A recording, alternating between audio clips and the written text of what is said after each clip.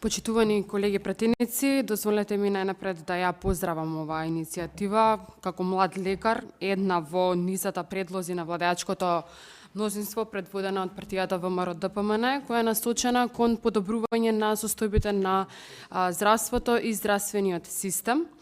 Почитувана подпредседателке, почитувани колеги, овој закон отвора едно суштинско прашање како да создадеме систем во кој младите луѓе имаат реална можност за развој, без да бидат принудени да го напуштат местото од каде доаѓаат.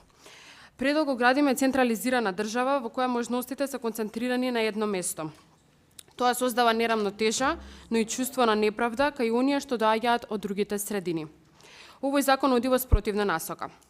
Со трансформацијата на висока медицинска школа во Битола, во факултет, испраќаме јасна порака, квалитетното образование не смее да биде географски ограничено.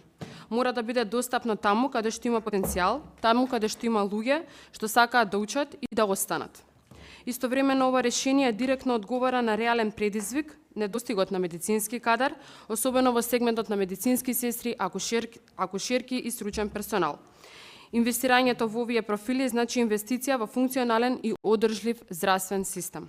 Токму затоа треба јасно да кажеме дека потребни се рамномерни инвестиции во секој град, секој село и населено место со цел да создадеме услови за квалитетен развој на секој поединец без ограничувања и без условувања.